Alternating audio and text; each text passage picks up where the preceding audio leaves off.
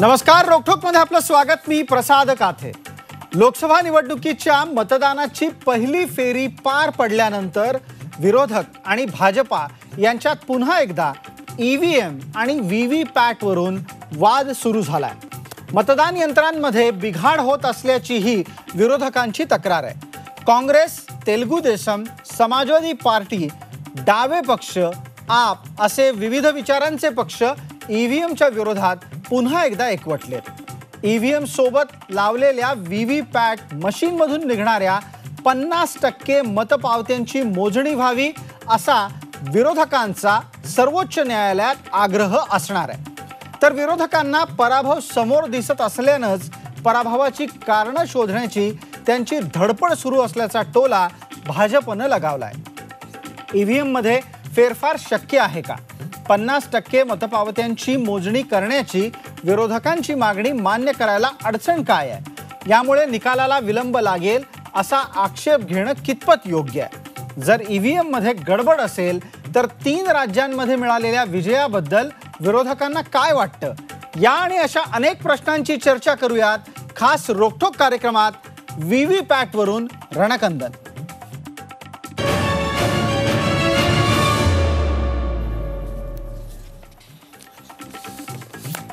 या कार्यक्रमात आपल्याबरोबर सहभागी होणारे मान्यवर आहेत अभिजित सपकाळ, सरचिटणीस, महाराष्ट्र प्रदेश काँग्रेस कमिटी, किरीट सोमय्या, खासदार, भारतीय जनता पार्टी, त्याचबरोबर शंतनू डोईफोडे, ज्येष्ठ पत्रकार आहेत, आणि अनय जोगळेकर हे या विषयातले तज्ज्ञ आहेत, अभ्यासक आहेत। आपल्या सगळ्यांचं या चर्चेमध्ये स्वागत। माझा पहिला प्रश्न आपण शंतनू डोईफोडे यांना विचारणार आहोत आणि त्याचं कारणही असं आहे की महाराष्ट्रात व्हीव्हीपॅटची पहिल्यांदा अंमलबजावणी कुठे झाली असेल तर ती नांदेडच्या महानगरपालिकेच्या निवडणुकी दरम्यान झाली। आपण एकदा या निमित्तानं लोकांचे अनुभव काय होते ते जाणून घेऊ आणि मग चर्चेच्या पुढच्या फेरींकडे वळूया। तेव्हा शंतनू डोईफोडे, मला वाटतं माझा आवाज आपल्यापर्यंत पोहोचतोय। पहिला प्रश्न असा आहे की नांदेडमध्ये व्हीव्हीपॅटची अंमलबजावणी कशी झाली? अनुभव काय होता? तक्रारी आल्या का? प्रसादजी, ऑक्टोबर 2017 मध्ये नांदेड महानगरपालिकेसाठी जी निवडणूक झाली त्यात प्रथम महाराष्ट्रात व्हीव्हीपॅटचा उपयोग करण्यात आला। मला वाटतं की 15 प्रभागापैकी एका प्रभागामध्ये याचा उपयोग करण्यात आला। या प्रभागामध्ये एकूण 16,000 मतदार होते। त्यापैकी 11,000 मतदारांनी आपला मतदानाचा हक्क बजावला होता आणि त्या 17 बूथ होते, म्हणजे एकूण 17 व्हीव्हीपॅटचा या ठिकाणी वापर करण्यात आला। परंतु मतदान प्रक्रियेच्या दरम्यान जवळपास 3 ते 4 व्हीव्हीपॅट मशीन खराब झाल्या, नादुरुस्त झाल्या। त्यानंतर जेव्हा प्रत्यक्ष मतमोजणी झाली त्यात निर्वाचन अधिकाऱ्यांनी असं सांगितलं की जेवढे काही व्हीव्हीपॅट योग्य पद्धतीने काम केलं त्या सर्वांच्या मतांची बेरीज आणि व्हीव्हीपॅट आपल्या मतदान यंत्रावरील मतांची बेरीज ही तंतोतंत जुळली होती। त्यामुळे व्हीव्हीपॅट अतिशय विश्वासार्ह यंत्रणा आहे असं निर्वाचन अधिकाऱ्यांनी मला नंतर बोलताना सांगितलं। अगदी। आणि शंतनूजी, ज्या पद्धतीने तुम्ही सांगता आहात काही मशीन नादुरुस्त झाली, तिथला अनुभव काय होता? त्याबद्दल उमेदवारांच्या काही प्रतिक्रिया लक्षात आहेत का आपल्या? हो, त्याबद्दलही माझं यांच्याशी बोलणं झालं अधिकाऱ्यांशी आणि तंत्रज्ञांशी। त्यांचं असं म्हणणं होतं की ज्या जुन्या मतदान यंत्र आहेत, जुन्या पद्धतीचे, त्याच्याशी व्हीव्हीपॅटचा हा थोडंसं त्याला सिंक्रोनायझेशन ज्याला आपण म्हणतो ते होत नाही। परंतु नवीन मतदान यंत्र जे आलेले आहेत त्याच्याशी व्हीव्हीपॅटची यंत्रणा अतिशय योग्य पद्धतीने सिंक्रोनाइज झालेली आहे आणि त्यांच्या मताने यात कुठलीही तफावत येणार नाही नांदेडच्या अनुभवावरून। अगदी। आणि नांदेडचा एकदा तुम्ही निकाल काय होता हे पण सांगून टाका, म्हणजे जरा चर्चेलाही रंगत येईल। नाही, निकाल असा होता की व्हीव्हीपॅट मध्ये त्यात अतिशय जवळून लढत लढली होती आणि त्यात 11 मताचा फरक पडला होता विजय उमेदवारांनी। म्हणजे ईव्हीएम मधली मतं आणि व्हीव्हीपॅट मधली मतं म्हणताय का एकूण निकाल सांगताय? नाही, एकूण निकालही खूप याच्याने लढल्या गेलेली निवडणूक होती ती। त्यात मला आता निश्चित आठवत नाहीये, परंतु कमी मताच्या फरकाने ही निवडणूक निकाल लागला। कोणाचा महापौर बसला आणि कोण सर्वाधिक नगरसेवक मिळवून तिथे सत्ता स्थापन करतं झालं? नाही, नांदेडमध्ये तर अशोक चव्हाणांच्या काँग्रेसला विक्रमी जागा मिळाल्या होत्या मागच्या निवडणुकीत त्यात 72 जागा 85 पैकी 72 जागा काँग्रेसला मिळाल्या होत्या. अगदी धन्यवाद या सगळ्या सविस्तर चर्चेसाठी. अभिजित सकपाळ, आपण ऐकलं असेल की नांदेडमध्ये व्हीव्हीपॅटही वापरलं आणि अनेक दिवसांपासून आपल्याकडे ईव्हीएमही वापरलं जात आहे. अशा वेळेला जर निकाल काय लागला हेही आपण ऐकलं असेल, तर आता काय नवीन आक्षेप आहेत तुमचे?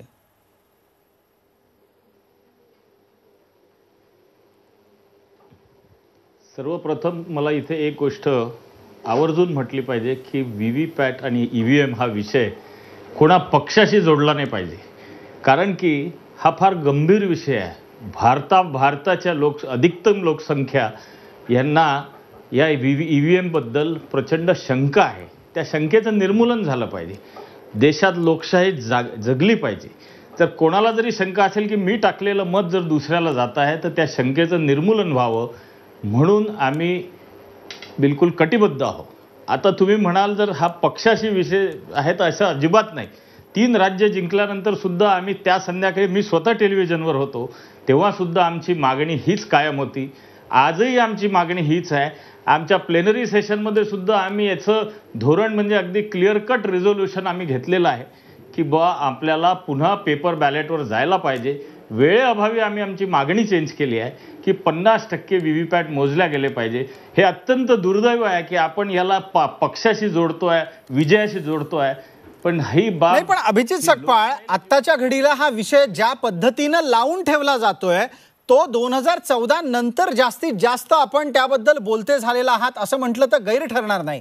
2014च्या आधी इतक्या मोठ्या प्रमाणात जे बोलत होते ते सत्तेत आले, आता ते बोलत नाहीयेत आणि तुम्ही सत्तेबाहेर गेल्यानंतर यावर बोलायला लागलात, असं एक सर्वसाधारण चित्र समोर येत आहे.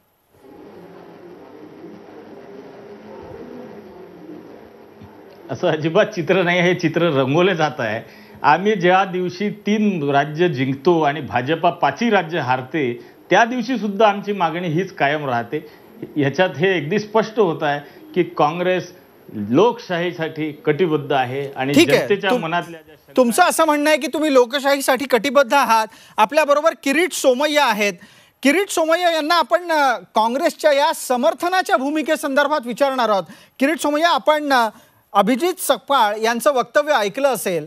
ते असं म्हणतायत की विषय पक्षाशी आणि निकालांशी निगडीत ठेवू नका, विषय लोकतंत्राशी लोकशाहीशी निगडीत आहे. पण तरी पण एक पहिली प्रतिक्रिया आपली नोंदवा की काँग्रेसने ज्या पद्धतीनं या विषयाचं समर्थन केलं त्यावर तुम्हाला काय वाटतं? मला ही ही मागणी हास्यास्पद वाटते.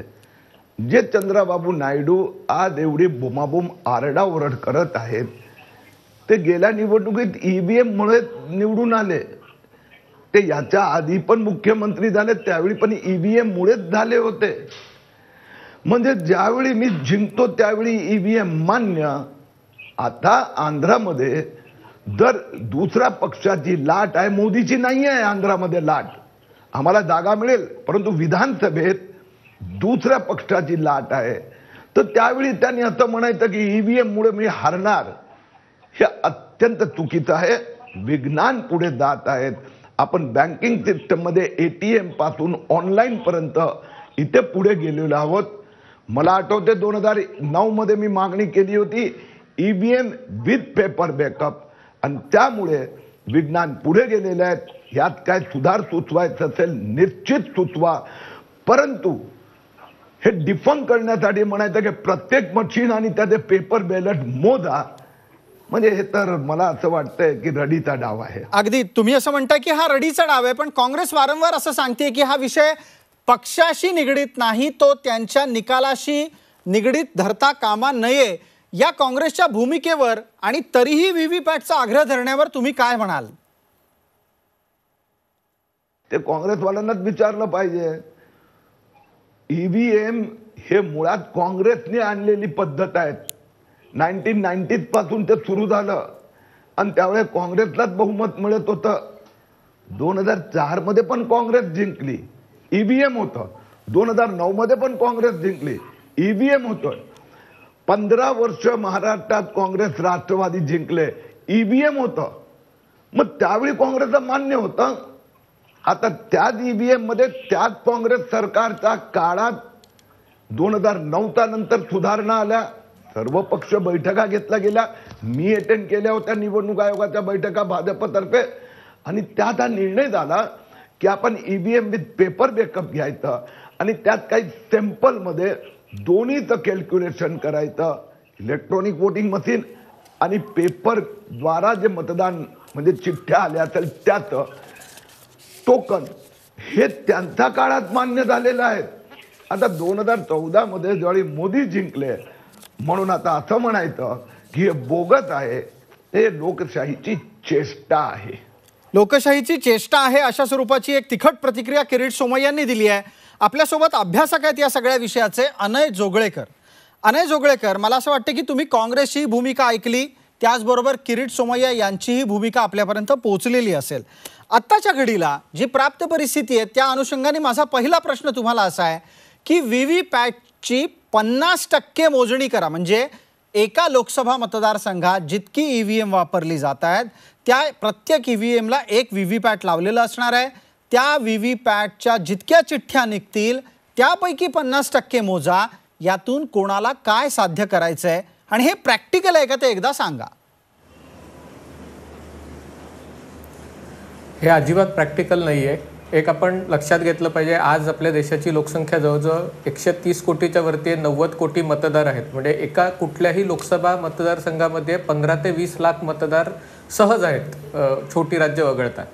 तर याच्यामध्ये एका मशीनमध्ये साधारणतः 3840 मतं रेकॉर्ड होऊ शकतात, साधारणतः 2000 मतं एका मशीनमध्ये असतात आपण धरून चालू. तर एवढ्या मोठ्या संख्येने मशीन वापरली जातात. यावेळेला सुदैवाने सगळी मशीन्स व्हीव्हीपॅट आहेत, त्याच्यातनं त्या चिठ्ठ्या निघणार आहेत आणि ते ऑडिट फक्त व्हेरीफाय करण्यासाठी किंवा ते तपासण्यासाठी त्याचा प्रयोजन होतं. जर 50% त्याची मोजणी करायची असती तर मग मतपत्रिकाच मोजणं सोपं ठरलं असतं. कारण पूर्वी आपल्याला आठवतंय जेव्हा मतदान पत्रिकांवर मतदान व्हायचं तेव्हा 3-3 दिवस टीव्हीवर चित्रपट लागायचे आणि काउंटिंग व्हायचं आणि आपण सगळेजण वाट बघत बसायचो निकालांची. आज त्याच्या जवळजवळ 1.5 लोकसंख्या झालेली आहे देशाच्या, आणि अशा प्रकारे पुन्हा हे व्हीव्हीपॅटचं जी मतपत्रिका बाहेर येते प्रिंटआउट होऊन, ती आपल्या क्रेडिट कार्डची जशी रिसिट असते तेवढी छोटी असते. तर अशा संख्येने याची मोजणी करणं हे व्यवहार्य नाहीये. दुसरा मुद्दा आहे, व्हीव्हीपॅटचा निर्णय अतिशय योग्य आहे, कारण जो लोकांच्या मनात शंका होत्या खऱ्या या सर्व शंका निराधार असल्याचं वारंवार निवडणूक आयोगाने सिद्ध केलेलं आहे की आपलं जे ईव्हीएम आहे त्याच्यामध्ये हॅक करता येत नाही, कारण त्याला कुठलं बाहेरचं हार्डवेअर डिव्हाइस जोडता येत नाही, त्याच्यावर कुठलं इंटरनेट ब्लूटूथ किंवा वायफायचा वापर करून त्याच्यात काही बदल करता येत नाही. ज्या पद्धतीने त्याची चिप बनवली जाते ती चिप जरी देशाबाहेर बनवली जात असली तरी त्याचं प्रोग्रॅमिंग आणि त्याचं कोडिफिकेशन सगळं भारतात केलं असल्यामुळे त्याच्यात बदल करता येत नाही. तरी लोकांच्या मनात शंका असणं साहजिक होतं आणि ती शंकेला उत्तर म्हणून एक ऑडिट ट्रेल त्याची पेपर यायला म्हणून हा प्रयोग केला गेला. आणि त्यामुळे निवडणूक आयोगाचं जे म्हणणं आहे 5% आणि मुख्य म्हणजे याच्यात अनय जोगळेकर थोड्याच वेळापूर्वी आपल्या बरोबर शंतनू डोईफोडे यांनी जे मत मांडलं तेही लक्षवेधी आहे की नांदेडमध्ये महाराष्ट्रातला पहिला व्हीव्हीपॅटचा प्रयोग जेव्हा झाला त्यावेळेला व्हीव्हीपॅटमधून निघालेल्या चिठ्ठ्या आणि प्रत्यक्षात ईव्हीएम यंत्रात झालेलं मतदान यांची तुलना समान निघाली. तेव्हा शंतनू डोईफोडे, या निमित्तानं एक प्रश्न आहे अजून की आत्ताच्या घडीला जी प्रतिक्रिया समोर आली ती अशी आहे की व्हीव्हीपॅट जर मोजत बसायला लागलं तर त्यामुळे वेळ जाईल. तुम्हाला आठवतंय का की नांदेडमध्ये जिथे व्हीव्हीपॅट मोजलं गेलं तिथला निकाल यायला इतर वॉर्डांच्या तुलनेत किती वेळ लागला? हो प्रसाद, जे आपण जर बघितलं तर मी याआधी जसं सांगितलं की 11,000 मतदान या प्रभागामध्ये झालं होतं आणि व्हीव्हीपॅटचा जो मतमोजणी झाली त्यासाठी 7 ते 8 तास लागले होते. 7 ते 8 तास लागले होते. याचा अर्थ असा आहे की साधारणपणे 1000 मतं मोजण्यासाठी 35 ते 40 मिनिटाचा अवधी लागतो. आता गृहीत धरा की नांदेड लोकसभा मतदारसंघाची मतदार संख्या जी आहे ती 6 लाख आहे आणि साधारणतः 12 ते 13 लाख मतदान होईल अशी अपेक्षा आहे. जर आपण महापालिकेच्या धर्तीवर जर या सर्वांची मतमोजणी करायचं ठरवलं व्हीव्हीपॅटच्या याची, तर मला वाटतं की किती वेळ लागेल याचा अंदाज आपण निश्चितच या तुलनेने करू शकतो. अगदी बरोबर आहे. आणि आता या निमित्तानं अभिजित सकपाळांना माझा प्रश्न आहे. अभिजित राव, आपण गणित पाहिलं तर एका साधारण 1000 मतांच्या चिठ्ठ्या मोजायला 30 ते 40 मिनिटं लागली आणि जिथे व्हीव्हीपॅट लावलं होतं तिथला निकाल यायला 6 ते 7 तास लागले, जे सर्वसाधारणपणे महानगरपालिकेच्या वॉर्डनिहाय मतगणनेमध्ये होत नाही. अशा स्थितीमध्ये माझ्याकडे एक आकडेवारी आहे आणि ती आत्ताच्या घडीला नागपूर लोकसभेच्या संदर्भातली आहे. नागपुरात आत्ताच्या घडीला झालेलं मतदान 10,85,058 इतकं आहे. याच्यातली 50% मतं मोजायची म्हटली तर सुमारे 5 ते 5.5 लाख मतं मोजायला लागतील आणि त्याच्यासाठी लागणारा कालावधी आपल्याला विचारात घ्यावा लागेल. भारतामध्ये आपण जेव्हा कागदाच्या मतदानाकडून यंत्राच्या मतदानाकडे आलो तेव्हा काही हजार कोटी रुपये आपले वाचले, देशाची संपत्ती वाचलेली आहे. असं असताना वेळ आणि पैसा या दोन्ही गोष्टी व्हीव्हीपॅटच्या मोजणीच्या मागे अडसर आहेत. तुमची प्रतिक्रिया?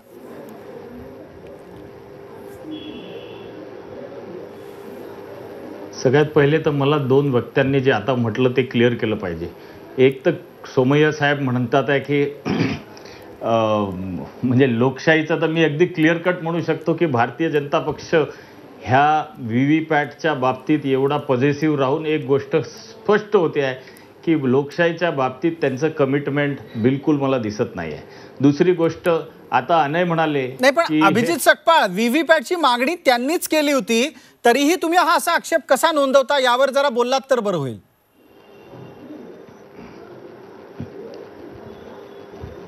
कसली मागणी? मागणी आम्ही जर त्यांनी केली होती तर आमची तीच मागणी आहे. चांगली गोष्ट आहे ना, सगळे लोक मागणी करतात आहे, करून द्या. अरे म्हणजे मला एक गोष्ट तुम्ही सांगा, व्हीव्हीपॅट आणण्यामागचं उद्देश काय होतं की जर शंका आली तर मोजता आली पाहिजे. तुम्ही नाही म्हणून ते उद्देशच मारून राहिले की ते शक्य नाही. आपण जनतेच्या मनात शंका दूर करण्याकरता 7 तास नाही 12 तास लागू दे, 3 दिवस नाही 5 दिवस लागू द्या, पण पूर्ण जगात, अमेरिकेत सुद्धा आज पूर्ण देश हे बॅलेट पेपरवर मोजणी चालते. 4-4 दिवस त्यांचे निकाल लागत नाही.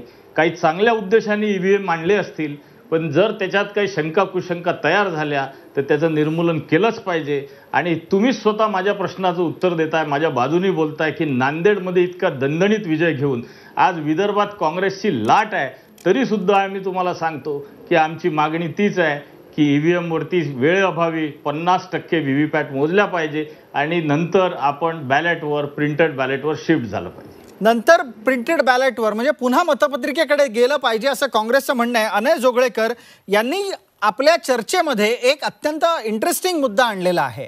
तो लक्षवेधी मुद्दा आहे परदेशातल्या मतगणनेचा, तिथल्या लोकशाही तंत्रांना लागू करण्यासाठी अवलंबल्या जाणाऱ्या उपाययोजनांचा. तेव्हा एकदा अनय जोगळेकर आपणही याविषयी थोडासा प्रकाश टाका, प्रेक्षकांनाही आपण सांगू की इतर ठिकाणी अर्थात प्रगत देशांमध्ये EVM वरून मतपत्रिकेकडे काही देश वळले का? तशा पद्धतीनं EVM हॅक करणं शक्य आहे का? परदेशाच्या बाबतीत बोलतोय, भारताबाबत नाही. गेल्या बुधवारीच इस्रायलमध्ये निवडणुका झाल्या आणि ते तो 90 लाख लोकसंख्येचा देश आहे आणि तिथे पूर्णतः पेपर बॅलेट वोटिंग होतं. आणि तरीही तिथे अनेक ठिकाणी काही असं तक्रारी आल्या की तिथे त्या मतदार केंद्रात जेवढी मतं होती त्याच्यापेक्षा जास्त मतं दिली गेली बॅलेट असूनही. अमेरिकेत तर हे दरवेळेला होतं. अमेरिकेत प्रत्येक राज्याचा कायदा असतो आणि त्यामुळे काही राज्यांमध्ये बॅलेटनी मतदान होतं, काही राज्यांमध्ये मशीननी मतदान होतं. मशीनमध्ये काही ठिकाणी इलेक्ट्रॉनिक मशीन आहेत, इंटरनेट कनेक्टेड, काही ठिकाणी नाही आहेत. असं प्रत्येक राज्यात वेगवेगळं आहे. पण तिकडेही दरवर्षी जिथे बॅलेटचं मतदान असतं त्या राज्यातही तो गोंधळ होतो. तिथे अर्थात निष्पक्ष निवडणूक आयोगही नाही आहे भारतासारखा अमेरिकेमध्ये. इतर देशांमध्ये जी मशीन वापरली जातात, एक लक्षात घ्या की भारता एवढी लोकसंख्येची घनता कुठल्याच देशात नाही आहे. अमेरिकेचा आकार भारताच्या तिप्पट आहे आणि लोकसंख्या 1/3 आहे. त्यामुळे अशा देशांमध्ये जेव्हा ही मशीन वापरली जातात. दुसरा मुद्दा आहे, अनेक देशांमध्ये ते त्यांच्या प्रवासी लोकांनाही, जे त्या देशाबाहेर राहणारे असतात त्यांनाही ते मतदानाचा अधिकार देतात आणि त्यांना मुख्यतः मशीनद्वारे वोटिंग करायला देतात.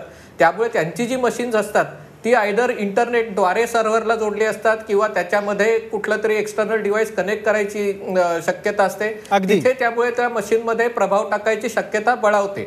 भारतात आता 3 वेगवेगळ्या प्रकारची मशीन, आपण गेल्या 2006 पर्यंत एक मशीन होतं, ते 2012 पर्यंत M2 मशीनचा वापर केला गेला आणि आता M3 मशीन आलेलं आहे. त्यातलं जे M3 मशीन आणि M2 मशीन आहे त्याच्यात कुठल्याही प्रकारचे अगदी म्हणजे प्रत्येक मशीनला एक स्वतःचा कोड असतो आणि जरी त्याच्यात काही फेरफार झाली तरी त्याचे कुठल्या तारखेला मतदान झालं आणि किती वाजता मतदान झालं आणि त्या मशीनचा नंबर हेही त्याच्या बॅकएंडला सिग्नेचर येते. त्यामुळे तेव्हा व्हेरीफाय करता तुम्ही तेव्हा लक्षात येतं की हे मतदान म्हणजे थोडक्यात अनय जोगळेकर यांचं म्हणणं असं आहे की भारतातल्या लोकशाहीला प्रत्यक्षात अंमलबजावणी करण्यासाठी जे यंत्र वापरलं जातं ते पूर्ण फुलप्रूफ आहे. पण माझा एक प्रश्न हा या वेळखाऊपणाच्या संदर्भात आहे आणि तो किरीट सोमय्या यांना आहे.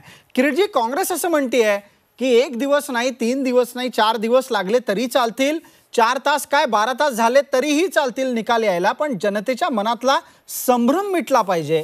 हा संभ्रम मिटवण्याच्या साठी लागणारा वेळ आणि त्या वेळाच्या साठी लागणारी किंमत यावर बोला. किरीट सोमय्या, आपलं उत्तर थोडक्यात द्या. माझं असं म्हणणं आहे की ह्या डिमांडला काही अर्थच नाहीये ना. 50% मुद्दा आणि 100% मुद्दा एकच आहेत. मग ईव्हीएम कशाला, मग सरळ पेपर बॅलेट. मग पेपर बॅलेट वरून ईव्हीएम तर काँग्रेसने सुरू केलं ना. आता निवडणूक आयोग हे तटस्थ आयोग आहे. सुप्रीम कोर्ट तटस्थ सुप्रीम कोर्ट आहेत. सुप्रीम कोर्टात गेली 15 वर्ष ईव्हीएम वर विभिन्न याचिका झालेल्या आहेत. एक्सपर्ट कमिट्या बसवल्या गेल्या, त्या पद्धतीने सुधारणा केल्या गेल्या. काँग्रेसचा सुप्रीम कोर्टमध्ये विश्वास आहे की नाही? काँग्रेसला निवडणूक आयोगामध्ये विश्वास आहे की नाही? अरे काँग्रेसला स्वतःमध्ये विश्वास आहे की नाही?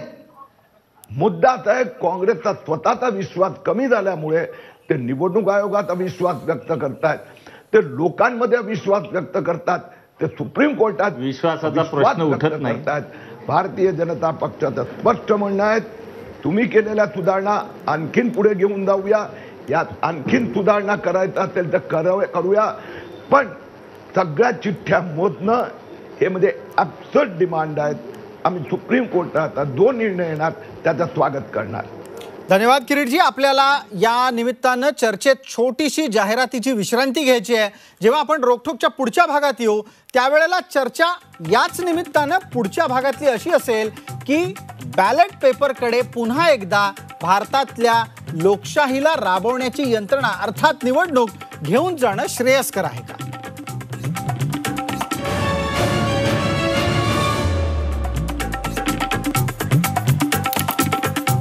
नमस्कार. रोखठोकच्या दुसऱ्या भागात आपलं स्वागत. विषय आहे व्हीव्हीपॅट वरून सुरू झालेल्या रणकंदनाचा. आत्ताच्या घडीला विरोधकांनी व्हीव्हीपॅटच्या 5% नाही तर 50% चिठ्ठ्या मोजा, अर्थात मतचिठ्ठ्यांचं 50% गणना करून निकालावर आपला निष्कर्ष काढा, अशा प्रकारचा आग्रह करायचं ठरवलंय. यासाठी अग्रणी आहेत ते तेलुगू देसमचे चंद्राबाबू नायडू आणि त्यांच्यासोबत इतरही भाजपा विरोधक एकवटलेले आहेत. आत्ताच्या घडीला आपल्यासोबत याविषयी चर्चा करण्यासाठी आहेत अभिजित सपकाळ, सरचिटणीस महाराष्ट्र काँग्रेस, किरीट सोमय्या, खासदार भाजपा, शंतनू डोईफोडे, ज्येष्ठ पत्रकार आणि अनय जोगळेकर या विषयातले तज्ज्ञ. माझा पहिला प्रश्न किरीट सोमय्या यांना आहे. किरीट सोमय्या, आपण पेपर बॅलेटच्या कडे जाऊ शकू का अशा संदर्भातला विषय आता चर्चेला येणार आहोत. मात्र तत्पूर्वी माझा एक प्रश्न आहे की 50% मतचिठ्ठ्या मोजणं हा विषय निकालाच्या दृष्टीनं कसा बघितला पाहिजे? निकाल तर तेच आहे, तेच राहणार आहेत. यावेळी पण लोक एकच घोषणा देत आहे, फिर एक बार मोदी सरकार, म्हणजे निकाल तेच येणार आहेत. परंतु आधी यांनी सांगितलं ईव्हीएम नको, मग म्हणाले ईव्हीएम पेपर बॅकअप नको. सुप्रीम कोर्टात गेले, निवडणूक आयोगात गेले, सुप्रीम कोर्टाने सांगितलं हे सुधारणा पुढे चालू राहणार. काही ठराविक प्रत्येक विधानसभेत 5-5 दोन्हीचं मोदा, कागदाचं आणि याचं. आता हे म्हणतात 50% मोदा, म्हणजे याचा अर्थ काय? 50% म्हणजे ऑलमोस्ट सगळे झाले ना. म्हणजे यांना जसं जसं मतदान होत चाललेलं आहे तशी तशी खात्री होत चाललेली आहे की ते हारत चालत आहेत, पराभव होत आहेत. म्हणून पराभवासाठी ते एक बहाणा शोधत आहे. 50% मोदा ना 100% मोदा एकच आहेत. ज्यावेळी ते जिंकत होते त्यावेळी बरोबर होतं, हारायला लागले म्हणून एक बहाणा म्हणून हे त्यांचं एक नाटक आहे. अगदी खरं तर या विषयावर मगाशी थोड्या वेळापूर्वी अभिजित सकपाळ यांनी प्रतिक्रिया दिली आहे किरीट भाऊ, पण तरी पण एकदा आपण या निमित्तानं पुन्हा एकदा आपण त्यांना संधी देणार आहोत. अभिजितराव, जी प्रतिक्रिया भाजपकडून आली त्याबद्दल आपली प्रतिक्रिया मांडा, मग पुन्हा एकदा आपण मतपत्रिकेचं तुमचं कारणही समजून घेऊ.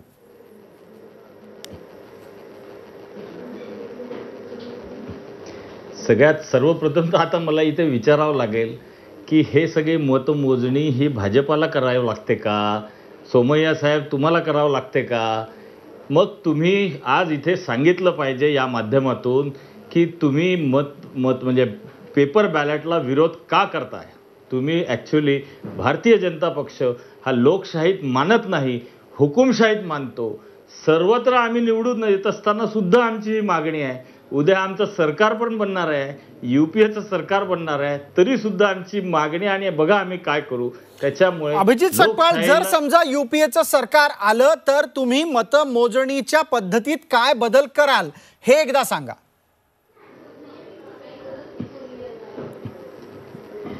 योग्य तो बदल होईल. एक तर 100% VVPAT होतील, 50% VVPAT होतील. जनतेची शंका संपूर्णपणे निर्मूलन होईपर्यंत UPAचं सरकार हे कटिबद्ध राहील. म्हणजे तुम्ही मतपत्रिका स्वीकारणार का पुन्हा एकदा त्याच्यावर बोला. EVM काढून टाकणार आणि पूर्णपणे मतपत्रिका आणणार का, EVM पण ठेवणार, VVPAT पण ठेवणार आणि दोन्ही मोजणार? त्याची एक प्रोसेस असते. हे काय आमच्या हातात आहे असं नसतं, पण आम्ही ती प्रोसेस स्टार्ट करू, आम्ही पुढाकार घेऊ आणि वेळ पडलं तर पेपर बॅलेटकडे पुन्हा वळू, हे मला आज इथे सांगितलं पाहिजे. ठीक आहे. अनय जोगळेकर, पुन्हा एकदा मतपत्रिकांकडे भारताच्या लोकशाहीला राबवणारी यंत्रणा घेऊन जाणं आपल्याला परवडणार आहे का? विषय केवळ संशयाचा जर असेल तर संशयाच्या निमित्तानं आपण जनजागृती करून संशय मिटवायचा का पुन्हा 2 पावलं मागे जाऊन मतपत्रिकेकडे जायचं? जर मतपत्रिकेकडे जायचं असेल तर तो निर्णय संबंधित राजकीय पक्षांनी कन्सेन्ससनी आणि निवडणूक आयोगाने एकत्र घ्यायचा आहे. आत्ता विषय VVPATचा आहे, म्हणजे EVMच्या ऐवजी VVPATचा आहे आणि VVPATमध्ये 5%च्या ऐवजी 50% मतमोजणी करायचं आहे. साधं उदाहरण देतो. घरी कोणी तेव्हा आपण एखादा खाद्यपदार्थ करतो तेव्हा त्याच्यात मीठ मिरची बरोबर आहे बघायला, किंवा त्याच्यात काही विषबाधा वगैरे नाही अगदी मोठ्या हॉटेलमध्ये बघायला वाटीभर चमचाभर त्यातलं टेस्ट करता. तुम्ही एवढी निवडणुकांची सर्वेक्षणं करता, अर्धा टक्का 1% फार तर फार 2% मतदारांचा कौल विचारता की कोणाचं सरकार येणार आहे. किरीट जी चार्टर्ड अकाउंटंट आहे ते ऑडिट करतात, तेव्हाही ऑडिट करताना किती तुम्ही सॅम्पलिंग करता. याचा उद्देश हा सॅम्पलिंग आहे.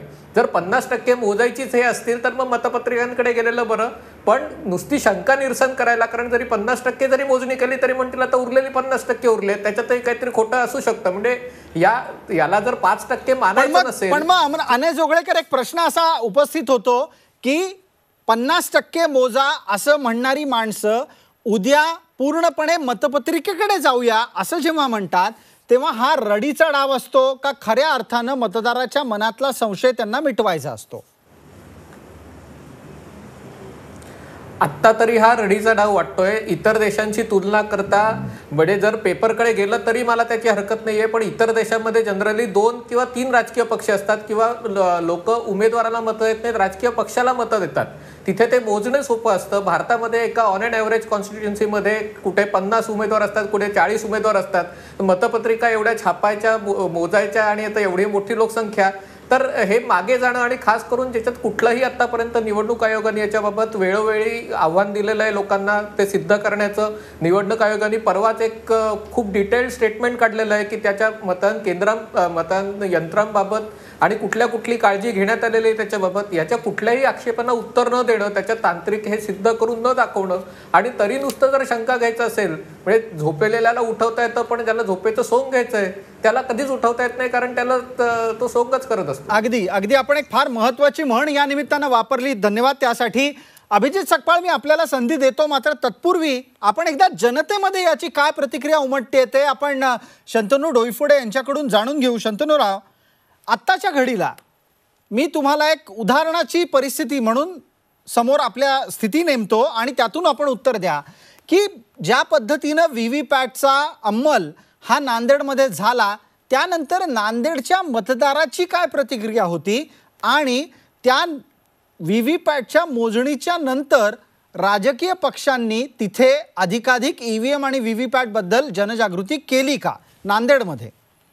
प्रसादजी, प्रश्न असा आहे की मतदान यंत्र असेल किंवा मतपत्रिका असतील, या दोन्ही प्रक्रियेत काही दोष आहेत आणि काही त्याचे फायदे आहेत. या दोन्ही प्रक्रियेतले दोष कसे कमीत कमी करता येतील याच्याकडे आपण लक्ष देण्याची गरज आहे असं मला वाटतं.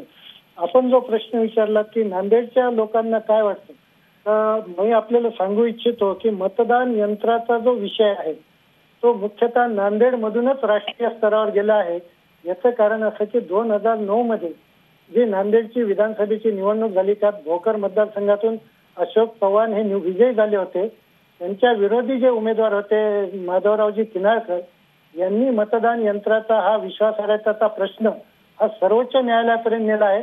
मला वाटतं किरीट सोमय्याजी त्याच्यात एक पक्षकार आहेत, त्याबद्दल ते जास्त माहिती सांगू शकतील. परंतु प्रसादजी, मुख्य प्रश्न असा आहे की जे या प्रक्रियेतून ज्यांना विजय मिळतो ते ही प्रक्रिया चांगली आहे असं म्हणतात आणि ज्यांच्या वाटेला पराभव येतात ते या प्रक्रियेवर आक्षेप घेतात.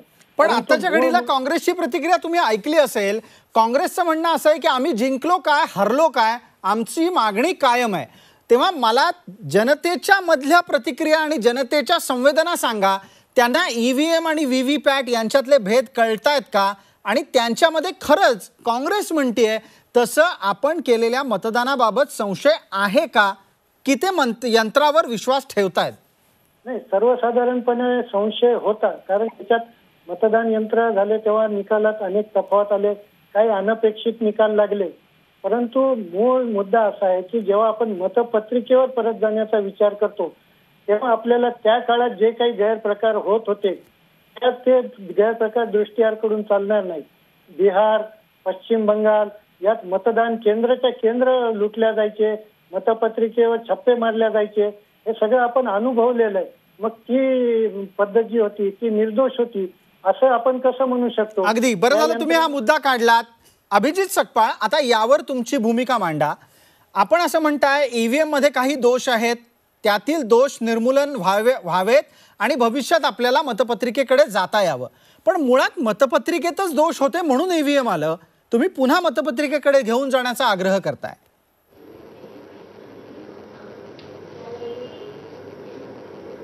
मी जसं म्हटलं पहिले की काही चांगल्या उद्देशाने EVM आम्हीच आणलं, पण आता जर त्याच्यात शंका येतात आहे तर त्याचा आपल्याला रस्ता शोधावा लागेल.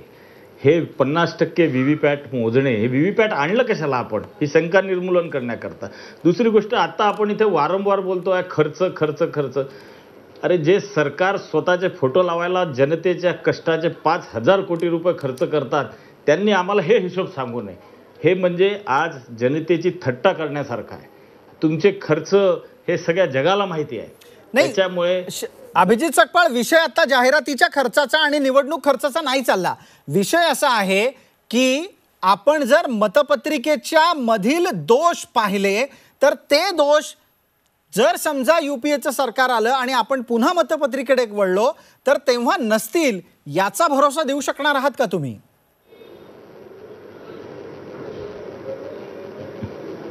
भरोसा नाही. हे बघा, मी तुम्हाला सांगतो, ज्या कोणत्या लोकशाहीच्या प्रक्रियेत जे कोणते दोष येतील त्या सगळ्यांना ॲड्रेस करावं लागेल. मग बॅलेटमध्ये येऊ की मशीनमध्ये येऊ का VVPATमध्ये येऊ, ही कंटिन्युअस प्रोसेस आहे. लोकांचा विश्वास या प्रक्रियेमध्ये कायम राहायला पाहिजे.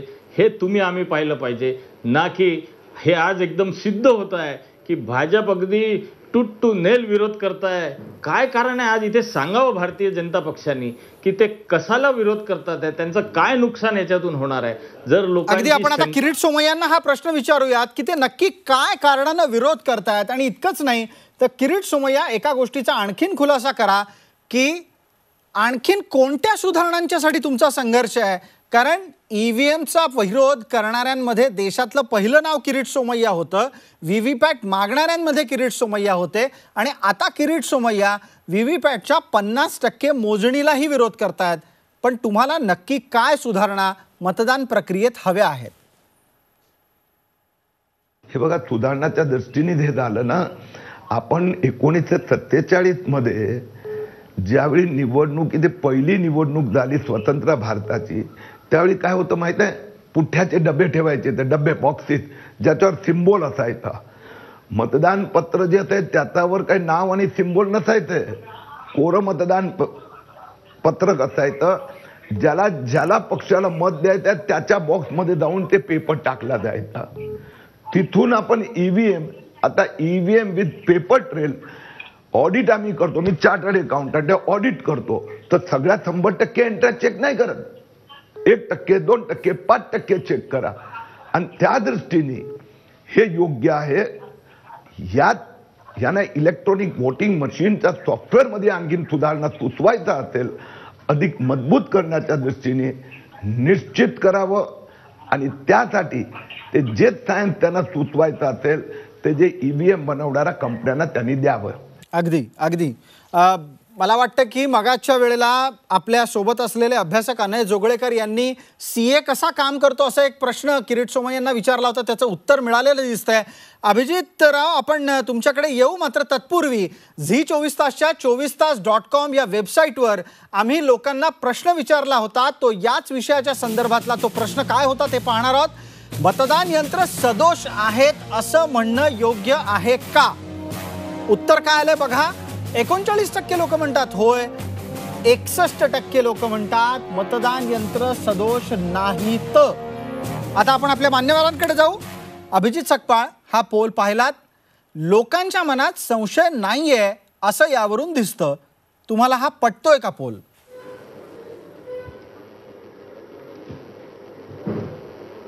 हे जे पोल तुम्ही ज्याचा उल्लेख करताय, हे पोल हे तुमचं जे काही फॉलोईंग असेल त्यांचा पोल आहे. हा जनरल पोल राहू शकत नाही. मला इथे आवर्जून म्हणावं लागेल की किरीट सोमय्या साहेब आत्ता बोलले, उद्या यांचा बस चालला ना तर भारतीय जनता पक्ष त्या सर्वेसारखे म्हणतील देशातील 1-1.5% लोकांना मतदान करू द्या आणि या देशाचे सरकार त्यांनाच निवडू द्या. हे अत्यंत गंभीर आहे. यांनी इथेच थांबवलं पाहिजे. आज यांचा चेहरा जनतेसमोर पूर्णपणे उघडा झाला आहे आणि ते आतापर्यंत माझं उत्तर देऊ शकले नाही की ते ह्याचा विरोध का करतात आहे, काय त्यांचं नुकसान होणार आहे. त्यांनी दिला. अहो, मला वाटतं अभिजितराव कदाचित विषय पोचला नसेल. ते असं म्हणाले की वेळ आणि पैसा या 2 गोष्टी तर आहेतच, पण त्याचबरोबर आपण आपली यंत्रणा टप्प्याटप्प्यानं सुधारत नेतोय. एक गोष्ट जी किरीट सोमय्या मगाशी बोलले, मला वाटतं अभिजित सकपाळ आणि अनय जोगळेकर या दोघांनी त्यावर बोलावं.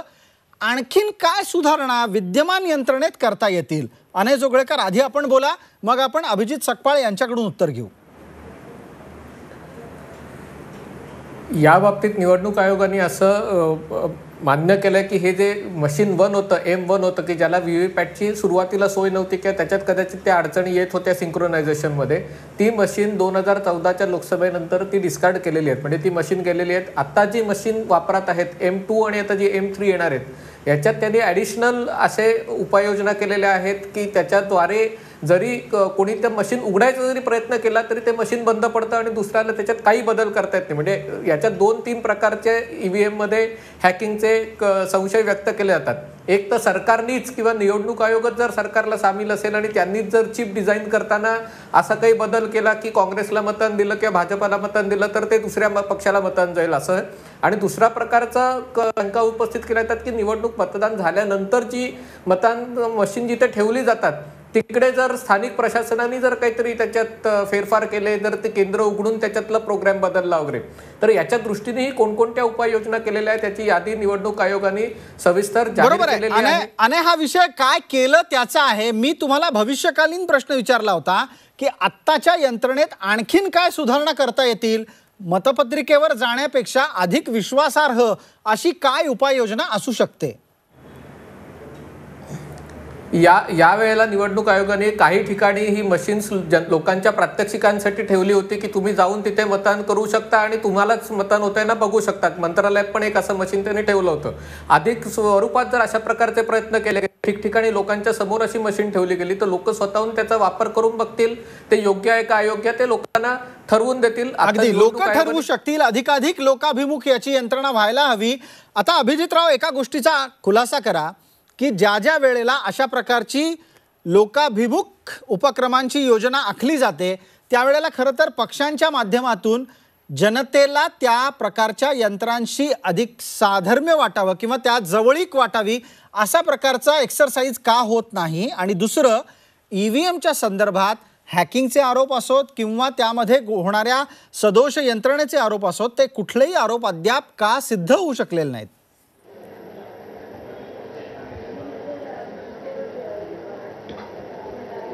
एक गोष्ट मी इथे स्पष्ट करेल की सगळ्यात पहिले ना आपण टेक्नॉलॉजिकल ॲडव्हान्सेसला आणि ह्या डेमोक्रेसीची लोकशाहीच्या प्रोसेसला अजिबात कम्पेअर करू नये, हे फार चुकीचं आहे. म्हणजे जर आपण टेक्नॉलॉजिकल ॲडव्हान्सेसच्या नावाखाली डेमोक्रेसीचा धोका, लोकशाहीचा धोका जर आपण दुर्लक्ष करणार असो तर हा फार मोठा अन्याय आहे या देशाच्या जनतेसोबत. राहिला प्रश्न याचा हॅकिंगचा, तर हॅकिंग हे होऊ शकतं हे माझं मत आहे. याची प्रक्रिया आता तुम्ही म्हणाल तर आज मी इथे सांगू शकतो, म्हणजे माझं असं अभिजित सकपाळ, आपण असं म्हणताय की आत्ताचं ईव्हीएम सुद्धा हॅक होऊ शकतं? या मशीना रिसेट व्हायला जातात. माझं व्यक्तिगत मत आहे होऊ शकतं. होऊ शकतं. ठीक आहे, आपल्या बरोबर अनय जोगळेकर आहेत, त्यांना विचारू. अनय जोगळेकर, तुम्ही वारंवार असं म्हणताय की आत्ताचं M2 M3 लेवलचं मशीन हॅक होऊ शकत नाही. का हॅक होऊ शकत नाही आणि हॅक होऊ शकतं असं म्हणणाऱ्यांच्या भूमिका मागे नक्की काय विचार असतो? नाही, तसं म्हटलं तर प्रत्येक मशीन, जे कुठलं मशीन असतं ते हॅक होऊ शकतं, पण ते हॅक होऊ नये याच्यासाठी जी एक उपाययोजना केली जाते मशीन बनवण्याकडनं, डिझाईन करण्याकडनं, त्यांचा वापर करणाऱ्यांकडनं, ती त्या आहे की नाही अस्तित्व ते बघायला पाहिजे. निवडणूक आयोगाने हे मशीन हॅक होऊ नये म्हणून ही पूर्ण जबाबदारी घेतलेली आहे. काही लोकांनी याचे आक्षेप केले की हे चिप भारताबाहेर बनते, त्यामुळे जर कुठल्या देशाला याच्यात जर काहीतरी ढवळाढवळ करायची असेल तर असं होऊ शकतं. त्याच्याबाबत निवडणूक आयोगाने हे स्पष्ट केलंय की त्या चिपचा जो कोड असतो तो भारतातच त्याचा डिझाईन करतो आणि त्या कोड तुमच्या कोडनुसारच तो त्या चिपवर प्रिंट होतो. याच्यात ही पूर्णतः पारदर्शक व्यवस्था आहे. दुसरं सांगितलं की ते मशीन उघडायचा कोणी प्रयत्न केला तर त्याला ते मशीन बंद पडतं. तिसरी गोष्ट त्यांनी सांगितली की तेव्हा जर समजा केव्हा हॅक होऊ शकतं की समजा मतदान झालं आणि नंतर कोणीतरी ते उघडलं आणि त्याच्यात बोगस मतदान केलं, म्हणजे बटन म्हणजे मतदानाच्या संदर्भात असलेल्या सर्व शंका कुशंका मिटवण्यासाठी निवडणूक आयोगाने भरपूर प्रयत्न केले. आता अभिजित सकपाळ, मग माझा एक छोटासा प्रश्न आहे. जर समजा आत्ताचं ईव्हीएम हॅक होऊ शकतं अशी तुमची भूमिका असेल, मला वाटतं की कदाचित तुम्ही पक्षाकडे मांडलीही असेल, तुमच्या पक्षाने हे मशीन हॅक करून दाखवलं का?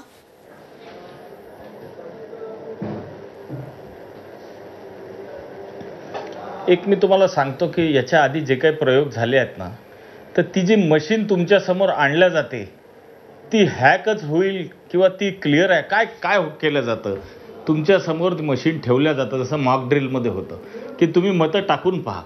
पण याचा अर्थ हे होत नाही की येणाऱ्या लाखो मशीना, हजारो मशीना ह्या त्याच मशीना असतील, तशाच प्रिकॉशन घेतलेल्या मशीना असतील की नाही, ही शंका जनतेच्या मनात आहे. अगदी तुम्ही म्हणताय त्याप्रमाणे जनतेच्या मनात शंका आहे. मात्र मगाशी शंतनू डोईफोडे यांनी असं सांगितलं की तशा प्रकारची शंका आता फारशी उरलेली नाहीये. आपल्याला वेळेची मर्यादा असल्याने ही चर्चा इथे थांबवावी लागतेय. आपण सर्वजण या चर्चेत सहभागी झालात त्याबद्दल आपले मनपूर्वक आभार. जाता जाता 50% व्हीव्हीपॅटची मोजणी करावी अशी विरोधकांची मागणी आहे. हीच मागणी घेऊन विरोधक सर्वोच्च न्यायालयात पुन्हा एकदा दाद मागणार आहेत. सर्वोच्च न्यायालय याबाबत काय आदेश देतं ते पाहणं महत्त्वाचं ठरणार आहे. ईव्हीएम आणि व्हीव्हीपॅट बद्दल जर कुणाला शंका असतील तर त्यांचं निरसन होणं हे गरजेचं आहे. निवडणूक यंत्रणा कुठल्याही शंके पलीकडे असणं हे लोकशाहीला बळकट देणारं असतं. विरोधक किंवा सत्ताधारी अशी विभागणी न करता आपली निवडणूक यंत्रणा सक्षम आणि निर्दोष होण्यासाठी सर्वच राजकीय पक्षांनी एकत्र येणं गरजेचं आहे. आज रोकठोकमध्ये इतकंच. ताज्या बातम्यांसाठी पहा झी 24 तास. रहा एक पाऊल पुढे.